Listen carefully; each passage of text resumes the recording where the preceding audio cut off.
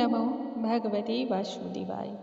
नमस्कार दोस्तों, आज के इस वीडियो में हम सुनेंगे कार्तिक मास महात्म्य के 17वें अध्याय का पाठ। इससे पहले हमने सुना था कार्तिक मास महात्म्य के 16वें अध्याय का पाठ। उस पाठ में हमने जाना किस प्रकार से भगवान शिव की अर्धांगिनी माँ पार्वती के रूप सौंदर्य से जालंधर मुग्ध हो गया था और उसके मन में माँ पार्वती को प्राप्त करने की लालसा उत्पन्न हो गई थी।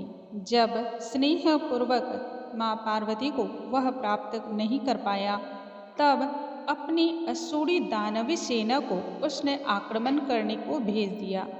फलतः भगवान शिव और उनके जितने गण थे, उन सभी के साथ जालंधर के असुर और दानवी सेना में युद्ध छिड़ गया। घमासान युद्ध छिड़ने के पश्चात दानवी सेना युद्ध में पराजित हो गई और बची खुची जो सेना थी वह युद्ध भूमि से भाग खड़ी हुई। अब आज हम सुनेंगे 17वें अध्याय का पाठ, जिसमें हम आगे की कथा सुनेंगे। आइए पाठ हम आरंभ करते हैं। सबसे पहले भगवान श्री गणेश का ध्यान करेंगे और उसके बाद पाठ आरंभ करेंगे। श्रीवक्रतुंड महाकाय सूर्यकोटि समप्रभा निर्विघ्नं कुरु मे देव सर्वकार्येषु सर्वदा।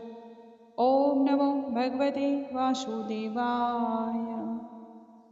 उस समय शिव जी के गण अत्यधिक प्रबल थे और उन्होंने जालंधर के शुंभ, निशुंभ और महासुर कालनेमी आदि को पराजित कर रखा था। यह देखकर सागर पुत्र जलंधर एक विशाल रथ पर सवार होकर युद्ध भूमि में आ खड़ा हुआ। उसके रथ पर बहुत लंबी सी एक पताका लहरा रही थी। इधर जय और सील नामक शंकर जी के गण भी युद्ध के लिए तत्पर होकर बार बार गर्जना करने लगे। इस प्रकार दोनों ही सेनाओं के हाथी, घोड़े, भेरी, शंख और सिंहनाद से धरती व्याप्त हो गई, त्रस्त हो गई।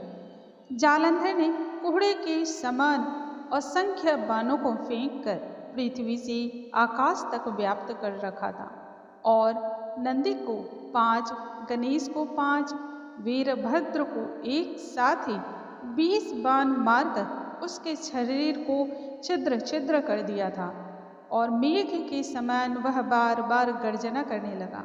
वह वातावरण बहुत ही डरावना था और गर्जना से जो आवाज गूंज रही थी उससे कान मानो फट पड़ते।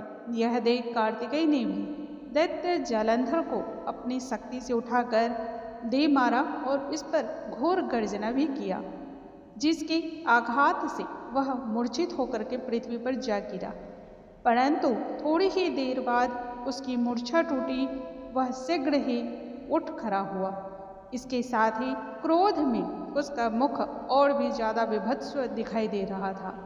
क्रोधवश कार्तिकेय पर उसने अपनी गदा से प्रहार किया और लगातार प्रहार करता ही चला गया। ब्रह्मा जी के दिए गए वरदान को यूं ही कार्तिकेय नहीं असफल करना चाहते थे। फलतः उनके वरदान की सफलता के लिए शंकर पुत्र कार्तिकेय धरती पर सो गए। गणेश जी भी गदा के प्रहार से व्याकुल होकर धरती पर जा गिरे और नंदी व्याकुल होकर गदा के प्रहार से पृथ्वी पर गिर पड़े, मूर्छित हो गए। फिर दैत्य ने हाथ में पड़ी ढिले शीघ्र ही वीरभद्र को पृथ्वी पर गिरा देख शंकर जी गण चिल्लाते हुए संग्राम भूमि पर छोड़ बड़े वेग से भाग निकले। वे भागे हुए गण शीघ्र ही शिव जी के पास आ गए और व्याकुलता से युद्ध का सारा समाचार उन्हें ज्यों का त्यों कह सुनाया। यह सुनकर शिव जी के क्रोध की कोई भी सीमा न रही और लीलाधारी भगवान ने तब उन्हें अभय का वरदान दिया। इसके साथ ही उन्होंने देवताओं को संतावना भी दी। भगवान शंकर से संतावना पाकर और आशीर्वाद प्राप्त कर सभी देवता शांत हो गए। इसके साथ ही कार्तिक मास महात्म्य के 17वें अध्याय का यहीं पर समापन होता है। बोलो भगवान श्री हरि की जय, भगवान श्री नारायण की जय।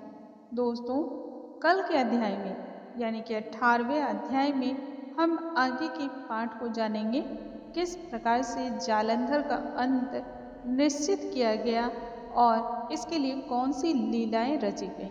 देखिए, प्रभु की लीला को तो भला हम इंसान क्या ही समझ पाएंगे, और जो अमृत रस के समान हो, भगवान की उस उत्तम लीला का श्रवण करने से सभी प्रकार के पापों से मुक्ति मिलती है और भगवान श्री हरि का सानिध्य प्राप्त होता है।